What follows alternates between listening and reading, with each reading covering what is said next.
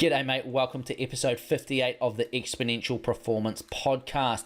In this week's episode, we are going granular. We're digging into Zone 5, which is all about training your VO2max or your maximal oxygen consumption. In Zone 5, you can also train your anaerobic capacity depending on the length of your intervals and the length of your recovery phases. We're also going to have a look at the willingness to suffer and experience pain in our Harden Up project segment. So let's get into it. Welcome to the Exponential Performance Podcast. Join sports scientist and performance coach Maddie Graham to find out how to train smarter and maximize your performance no matter who you are. G'day mate, welcome to episode 58 of the Exponential Performance Podcast. It is so good to have you here. Nick, how you doing mate? I am good, thank you. I'm good, although I'm starting to think these weekly podcasts are a good way to make the weeks disappear. They just seem to roll around and it's Monday and here we go. Mate, I tell you what, they do sneak up on you, and by the time I've edited it all and got it uploaded and sent it out to everyone, it's time for the next one. Yeah. So there's a bit of work in them. Yes. I'd leave all the professional recording to the man himself, DJ Graham. Mate, there's not much professional about it. But I have realised that you can get sick through podcasting because I think I've caught your cold from last week. Well, you don't maybe sound quite as husky or as nasally as I did, but maybe a little harden up on the cold front, or is this an excuse pre-epic in case I take you on the line? Mate, I wish it was. But I have been shoveling the concrete and cement pills down furiously in the morning to hopefully harden up and get over it. I am battling through. But the throat's a little croaky and there's a little bit chesty going on, so we'll see what happens. It was funny because it happened like the day after I entered as well. I've been putting it off for so long to make sure like my knee comes right and all these other little niggles. Yeah. And then I bit the bullet and entered, and then I sick the next day. So. Yes. What are you going to do? Exactly. And so today we're going to crack into Zone 5. The final of our heart rate training zone series that we've been doing over the last few weeks. And so I'll pass over to you, Nick, to give us a wee intro into Zone 5. Cool. So if you've been, I guess, keeping score from a percentage of lactic threshold point of view, you will know that we are now at 100%.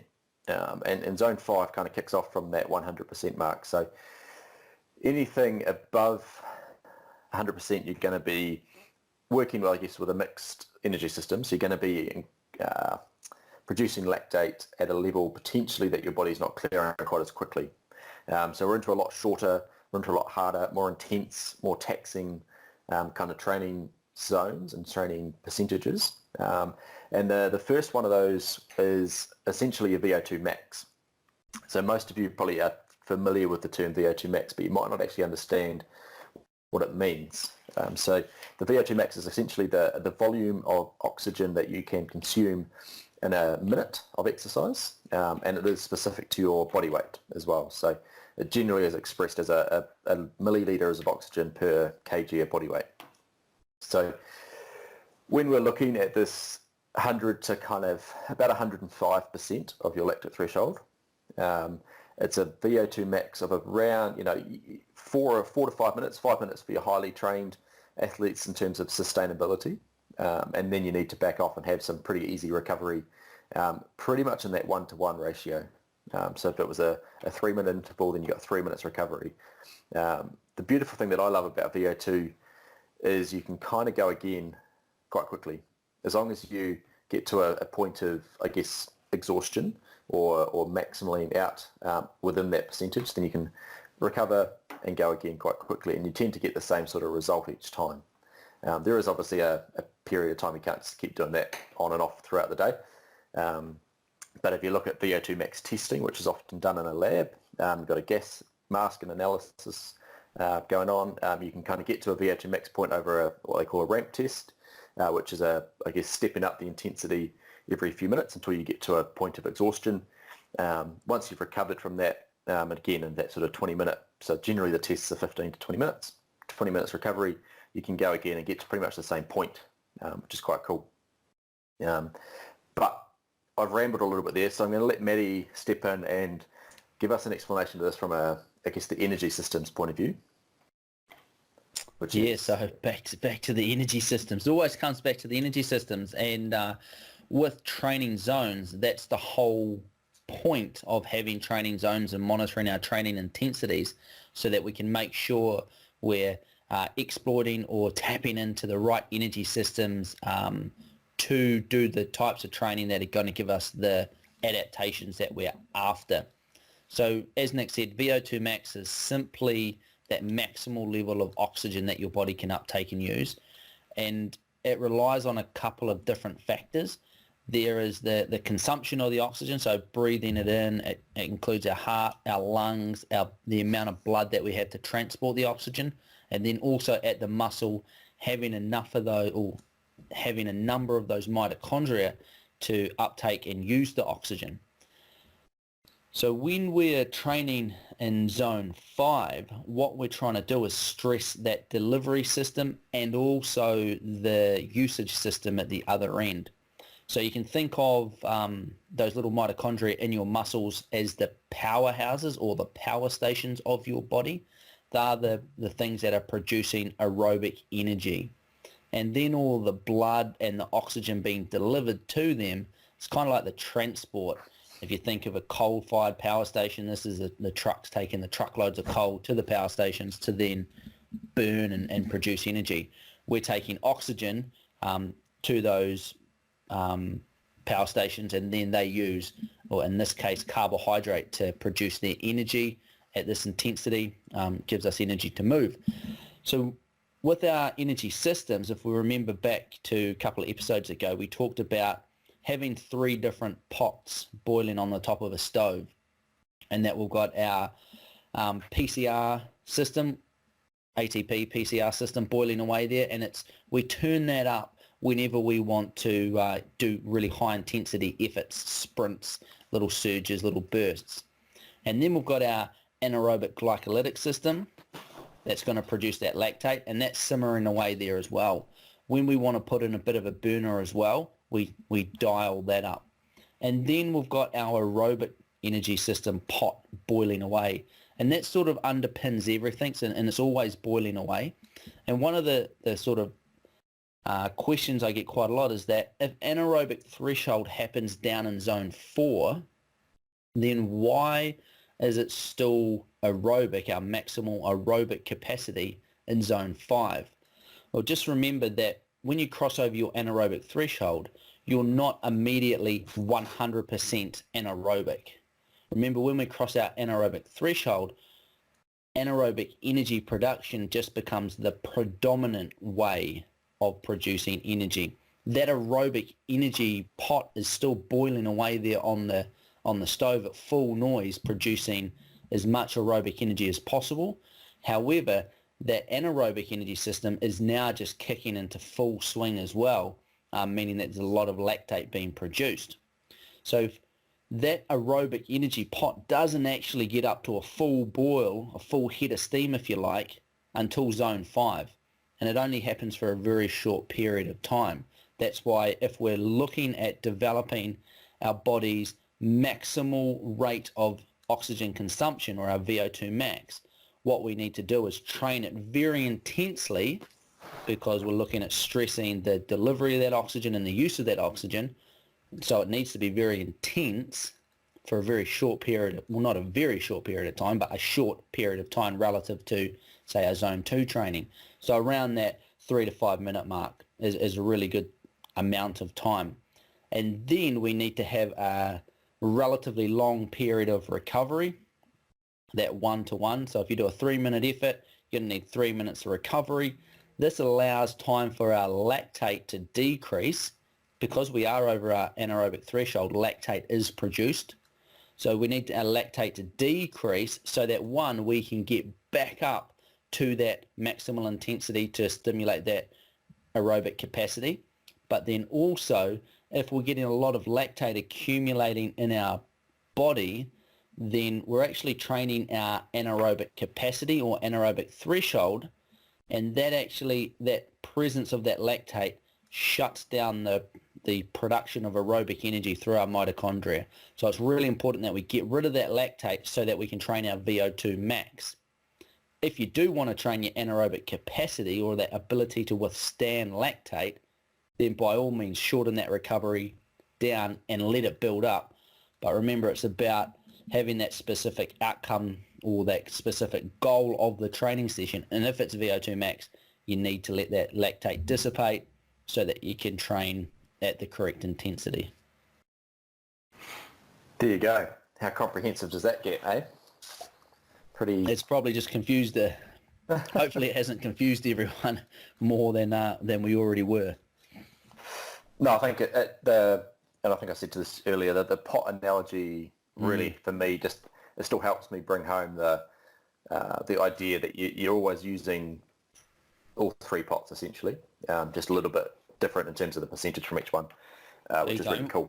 And when I heard that as well, it's kind of a nice analogy in that if you can imagine you've got a limited amount of gas, because we do in our gas tanks, and so if you turn up, say, our ATP PCR system and put in a massive burst, well, the gas is going to run out really quickly because let's say that pipe has a massive opening and it lets a lot out at one time. Get a massive flame, boils really quickly, but it runs out of gas pretty quick. The aerobic energy system, though, has got a smaller opening where the gas comes out, so it can be longer and more sustained. And once you've turned it up to its max, obviously it does run out eventually, but it's got a longer duration. And then our anaerobic glycolytic system is somewhere in the middle there. So you're constantly juggling these knobs about which one you're going to turn up to get those that energy that you need for whatever the given task is. And I guess that's pacing, isn't it? Mm. Yeah, exactly. Yeah, it is pacing. And I probably wouldn't have picked that myself, but when you talk about the different, I guess, openings, that is exactly what our body's doing from a pacing point of view, regulating our speed and our pace and our power based on how far we want to go. Yep. And it's not quite as simple, I guess, as a couple of knobs and gas coming out of a pipe, but it gives you a bit of an idea, I guess. It does, and it's quite I guess with the rise of e-bikes, there's now a lot of them have an app that you can log into and set, hey, I'm going to ride for 4 hours or 7 hours or whatever, and it will set the amount of battery power that it gives you to make sure it holds on for a period of time. And I think that's a really cool analogy for the human body. If we could dial in this, right, okay, an ideal pacing strategy for 7 hours is this, and we go out there and we sort of push ourselves maximally within that period of 7 hours, I guess, would be really cool. That is cool, and we can kind of do that as we talked about last week, didn't we? In terms of as long as we're as pacing in terms of where our anaerobic threshold is, then we should, like if you're saying you're doing a 5-hour race and you stay 10% below your anaerobic threshold for the majority of the race, then you should be right. I guess the problem comes when the human mentality isn't quite as disciplined as an e-bike battery app at regulating the pace. And as soon as the gun goes, everyone's off at a mad rush, and they've got that anaerobic glycolytic gas path turned up to the max, and it's burning through the gas, and there's a lot of byproducts coming off with it as well. And before we know it, we've run out of gas coming out of that pipe, so we just have to put it on the low simmer of the aerobic system. Yes, cool. So that's, I guess, part one of Zone 5. And now for pretty much all sports that are aerobic based, so in the endurance world that we're talking about, you need some sort of VO2 max training within your training plan. And maybe next week, as we sort of tie everything together, we can look at how that will fit in.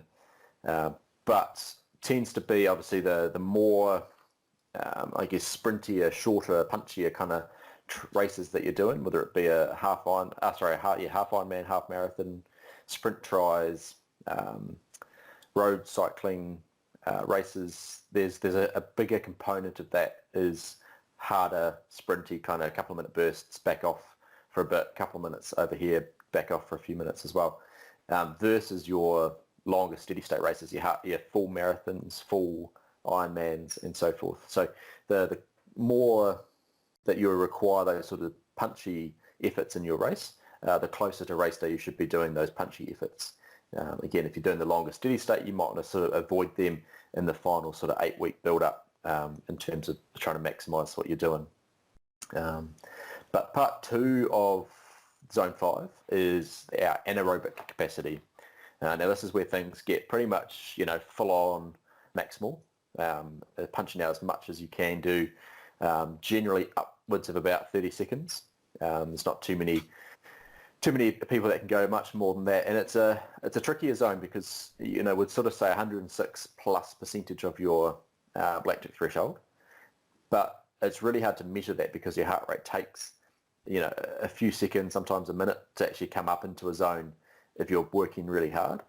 So by the time you've done your maybe 20-second interval, your heart rate's just coming up and just touching the zone, and then you're backing off your power, your speed, whatever sort of discipline you're using.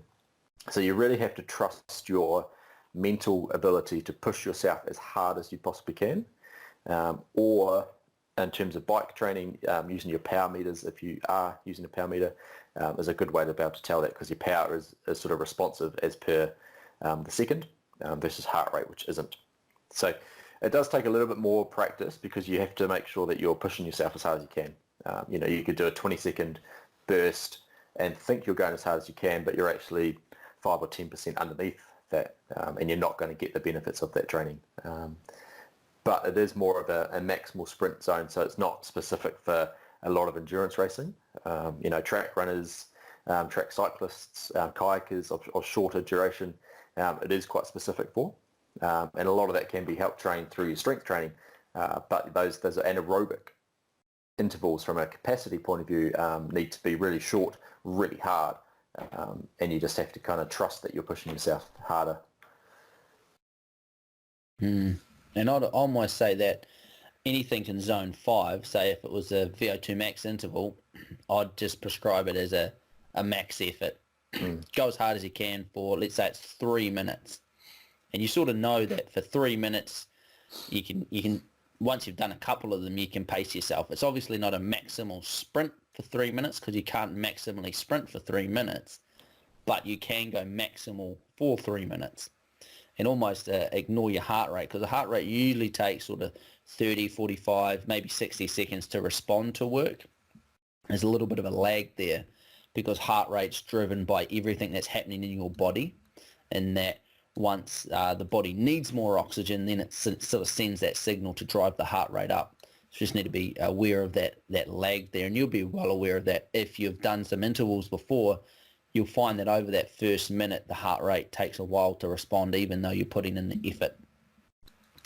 And so anything in that Zone 5 area, I'd just say if it's 3 minutes, just go as hard as you can for 3 minutes. If you're looking at not necessarily developing your VO2max, but potentially your anaerobic capacity, and the only thing that's different between those two intensities is kind of the duration.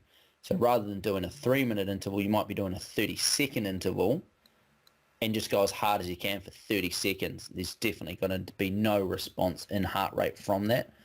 So it's kind of just that intensity, or sorry, that time of the intervals and the recovery that differ between the two, isn't it? Yeah. And I still quite like the use of these sort of 30-second to a minute intervals for endurance trainers, not too close to the race day, but in terms of just physically training your mind essentially to work hard and to sustain a hard effort and think, okay, right, I'm blowing smoke, and I've got 20 seconds to go, but I've got to hold on. I've got to get to the minutes, but charging for the line, trying to beat the person ahead of you with type of thing in a race or whatever it might be. They're really good for mentally just making sure you can sustain yourself for a period of time. Because they hurt. They do. And it's quite interesting, if you do enough of them, you get to a point where you can be like, okay, you know what the time is, right, this is my my 35, 40 seconds, but I've got to hold on to a minute. Every interval tends to be, oh man, it's only 40 seconds, it's only 40 seconds, because your body is responding and it's changing in those different systems. The lactate's building up, you can feel the burn, and it's really quite a cool sort of training to do. It doesn't have to be a long session, and you can get quite a good benefit out of them if you utilise them properly. And it probably should come with the warning that when you do these, the kind of space-time continuum definitely warps a bit, doesn't it? And you're going like as hard as you can, and you look down and you watch, and it's been like 10 seconds, and you're like, oh, come on, surely. Yeah. Surely. But then, you look at your watch and your recovery, and it's like, oh, it can't be 2 minutes already. Exactly. It goes the opposite way. It does. It goes the opposite way. When you're working hard, it just space-time continuum slows down, and then as soon as you hit the recovery, boom, it's like hyperspeed. Yeah. It's a weird one. Surely it's something to do with physics and, I don't know, the rest of it. So another, I guess, way to utilise these zone 5 intervals is if you are short on time in your training. There's some really cool evidence, and I know Maddie's talked about them before, and we'll get him to link over in the show notes to some of the videos that he's done, but utilising 5 or 6, 30-second maximal intervals with a decent sort of, 4.5 minute recovery is equivalent to doing a 60-minute kind of steady state training session from a fuel metabolism point of view, which can be really beneficial if you are crunched for time, if you are stuck inside training, whether it be on a wind trainer or a treadmill due to weather, or because you live in an environment you can't get out and train. It's not going to make you the best endurance athlete in the world if you only do that sort of training. You're going to fall short on a number of bases, but it's a really cool option to be able to utilise to supplement your training at times when you can't get out and do the longer steady state stuff. That's for sure. I think it's such a good little tool to have in your toolbox, so to speak. And I've used it a lot myself personally, training for long events to when I'm short on time, and simply because I'm quite hyper aware of it, I guess, because I did my masters on it, and I couldn't believe it when I first read about it that you can get similar adaptations to 60 minutes. So a lot of these research studies were done on untrained individuals, which kind of means that they get a lot of benefit from doing not much. So we need to be careful how we apply this to athletes as well. But the idea is if you are short of time, then going harder can kind of make up for the lack of duration. So if you are short of time, doing short, either 30 seconds, even shorter 20 seconds, doing some minute intervals, making sure that your recovery periods are long enough so that you can hit it hard again afterwards are all really good ways of boosting or maximizing that time if you don't have it. Like Nick said, I wouldn't recommend doing this all of the time. When I've used this for myself or with other athletes who are sort of time poor, so to speak, when we've done a really good block of this training, they get really good race results. But what happens if you start using multiple blocks of this training, we start to see their aerobic base kind of eroding. So you are getting the same benefits, but what we find anecdotally, just in the real world experiences of using this, is that they do lose a little bit of that ability when races do get really, really long. So if you've already got a really good aerobic base, then you can get away with using quite a bit of this time crunched training approach. However, you do need to go back and top up that aerobic base from time to time, and that's where it's quite good to have blocks of good aerobic base development, top it up so that when you do put in these shorter high intensity training blocks, and maybe it's in preparation for a race, or even if you just don't have time, or if it's just a one-off session because let's say you're traveling or something came up at work and you're not able to get your longer session in, then you can use these tools quite effectively. So it is very much a tool for your toolbox. and not a one size fits all. I'm just only going to do high intensity interval training because there is that can cause a few issues. If you are looking for some structure around how to use this type of training, we do have a training plan over at exponentialperformancecoaching.com/plans. It's called the Time Saver Cycling Plan. And again, it just builds up over a period of time using these high intensity intervals. You can either run that plan as it's set out, or you can just pick and mix, so to speak, some of the sessions from there, slot them into your training. Like I say, when things crop up and you're not able to do your normal plan training, or you want some options there. Zone 5, done. Mm-hmm. And next week we will follow up with some of the questions we've had about heart rate zone training, and we'll dig into some of those, as well as some of the things you need to watch out for, some of the limitations and some of the problems that crop up with it. Now we're going to jump into the Harden Up project for this week.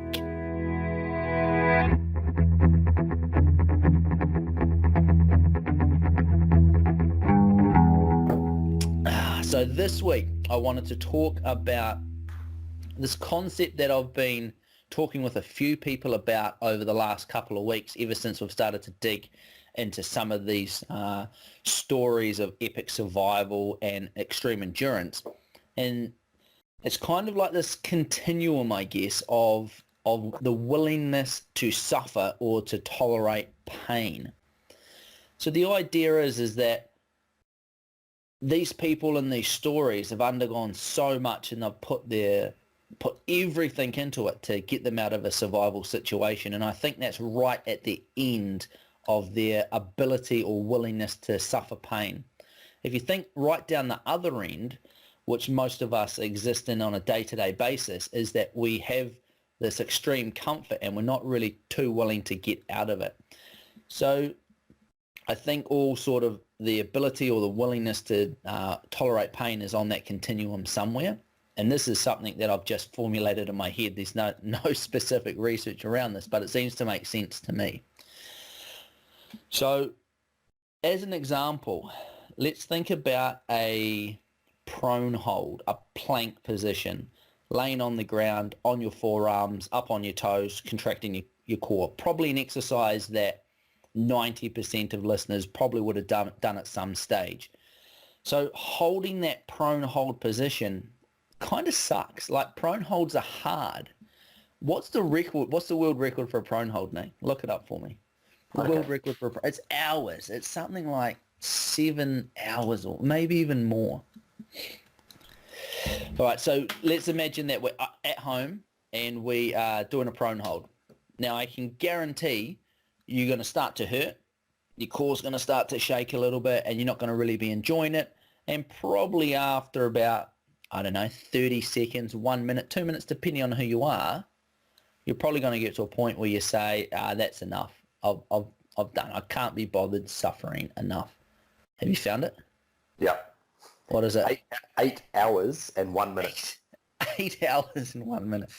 So 8 hours and 1 minute is the world record. And you're, laying on your living room floor at about the 1.5 minute mark. I don't know, time yourself when you get home today and just see where it is for you. And because it hurts, it does hurt.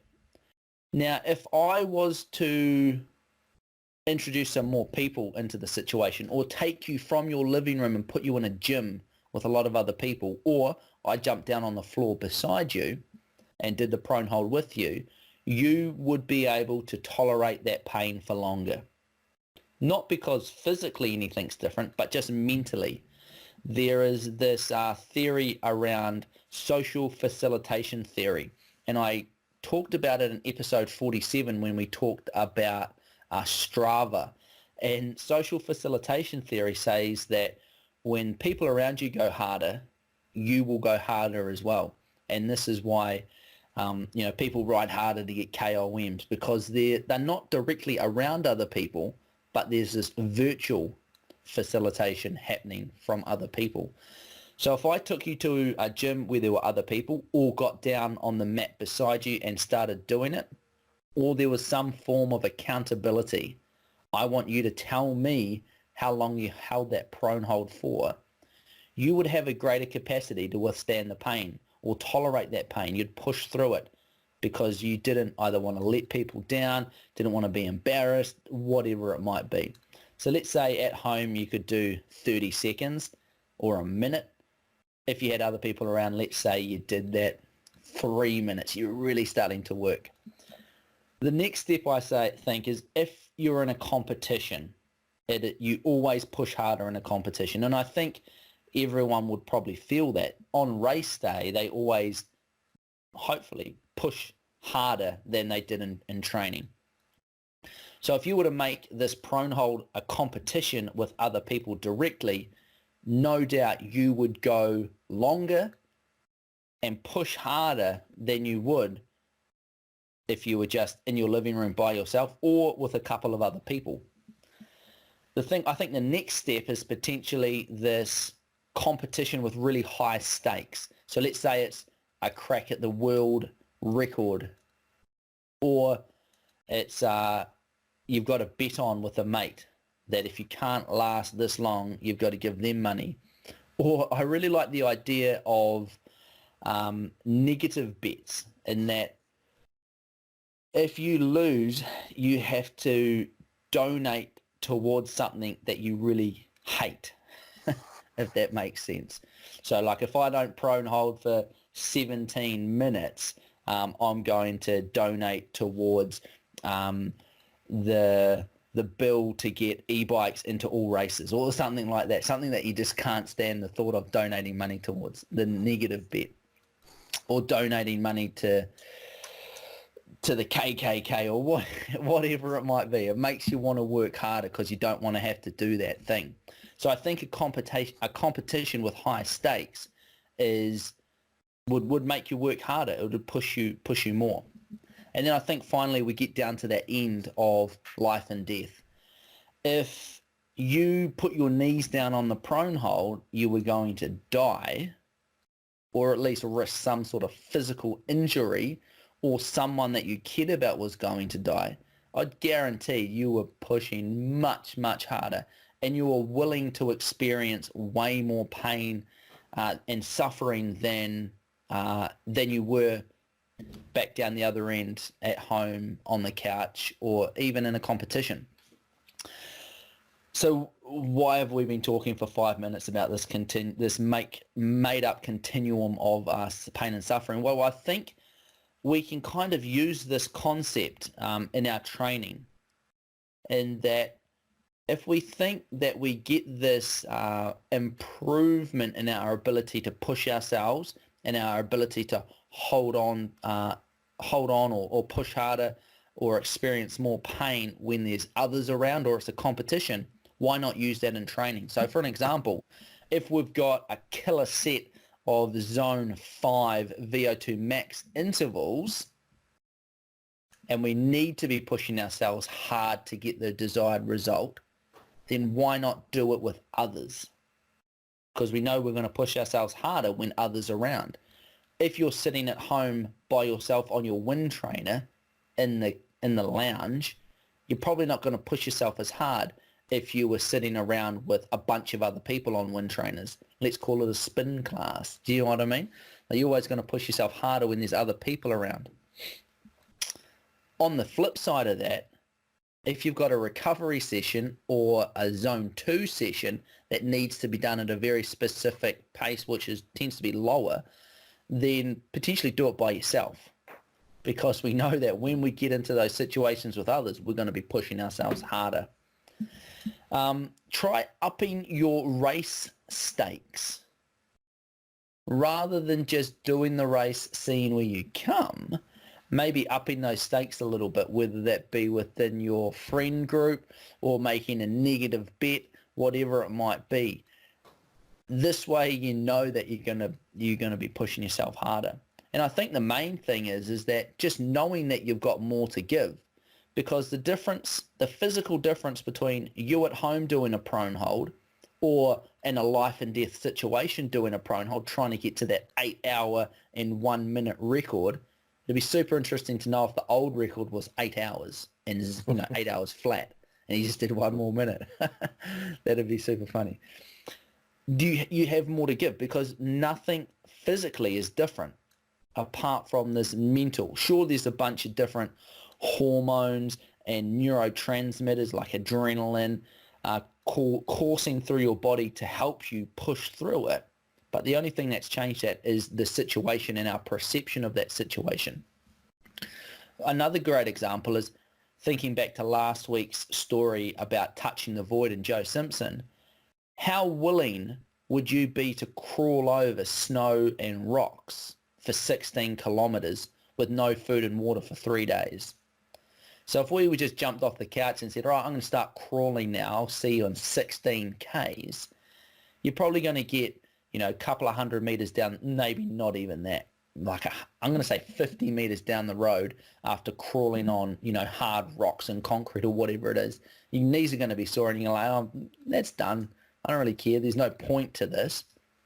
However, if you are in the middle of the Peruvian Andes and you've just fallen down a crevasse, you've finally got yourself out of it, and your only lifeline is 16 kilometers away and you've got to crawl to get there, remember, because you've got a broken leg, then you're going to be able to dig and access way more than if you were just crawling down your street because you thought it would be fun to do. So developing that ability to know that you have more to give, and that ability to do that is a mental ability, not a physical one, because just like our prone hold at home versus our prone hold with other people show, you physically have the ability to do it. It's just mentally being able to tap into it. So how can we improve this ability to push ourselves harder? Because I think this continuum is a nice idea. It gives us that rationalization that we can push ourselves harder. But here are some other things that I like to do, and I think can help you improve your tolerance to not just pain or exercise pain, but discomfort, as endurance events often, throw at us. And I've talked a lot about these in the performance temple handbooks, especially in the psychology handbook, where I've got a harden up segment in that as well. And in there, I talk about knowing why you're doing something. If you're doing a really hard interval set, knowing why you need to push that hard is really important. Knowing why it hurts, at least for me, I think that helps me rationalize the whole process. It's not about, man, this hurts, I feel like I'm going to die. It's, oh, this hurts just because a lot of lactate's being produced. Along with that comes those hydrogen ions. My blood's turning a little bit acidic. It's just burning. As soon as I stop, it's going to go away. The only way that I can get better at dealing with this is by exposing myself to it. Having those sort of rational conversations with yourself helps develop that ability. And it also changes that perception of it. We talked about it a couple of episodes ago when we talked about that perception of suffering. If we have the perception that this is so hard and it's absolutely killing me, then you're probably going to stop relatively quickly. However, if you think that this is just what it feels like to push hard and to go fast is the name of the game, then the harder I push, the faster I'm going to go. So knowing that why behind things and understanding that. Interestingly, I read something in a coaching book a couple of weeks ago. I can't remember exactly what the book was called, but in it said, those people that struggle with mathematics really like to know the why behind things. And it struck a chord with me because I suck at maths. And I love knowing the why behind things. And it said that people that aren't very good at maths like to know why things work, because to them, maths just has a lot of set rules that if you do this, this happens. However, that doesn't really compute with them. So people that are really good at maths often don't really care about why things happen, because if you follow the rule, it happens, if that makes sense. But for those people that aren't very good, and I'm like, well, why does that actually work? Like, I just don't want to aimlessly follow this rule. I thought it was kind of cool. Other things that can help you develop your ability to withstand discomfort and suffering. I really like cold water training. So cold showers, getting in a cold lake, whatever it might be. It's just really good for changing that perception of what's happening. Again, it's no longer about, oh, this water's so cold, it's freezing, get me out of here. It's like, how can we deal with this? Like, it's only cold water. One that links really closely with this is breath control. As soon as you start to let your breathing run away from you, it starts to change the physiology in your body. You start to get rid of a lot of carbon dioxide, and this is where you can start to get quite lightheaded. And as you start to get into that panicked breathing, it starts to set off a lot of negative thought processes as well. So if you can control your breathing, then you can control your physiology. If that makes sense. If you can slow your breathing down and control your heart rate, which you can, your breathing directly controls your heart rate, then you have a direct link to control your physiology, which is kind of a cool concept. So when things are getting really hard, then if we can focus on controlling our breathing, that can help a lot. And not just in exercise or in training and racing, but also in life in general. And we can talk more about that another day potentially. One of my favorite ways of improving your ability or your willingness to suffer or tolerate pain and discomfort is what I call Mother Nature training sessions. How many times have you looked out the window and said, oh, it's a bit wet, it's a bit windy, I'm probably going to give training a miss today, or I'll just hit the indoor trainer. Now, Mother Nature training sessions aren't always good for getting the desired training result, as if you've got the super structured interval set, or you need to go and work on such and such a thing, and all you're trying to do is keep forward momentum into a headwind or not fall out of your kayak because the waves are so big. That's not great for that specific training outcome, but man, it can do a lot for that mental ability to withstand adversity. So the next time it's an absolute shitter of a day, rug up, put your rain jacket on and get out there in it. And it makes a huge difference. I remember going into many races. I mean, I grew up on the West Coast, so we're kind of born with a rain jacket.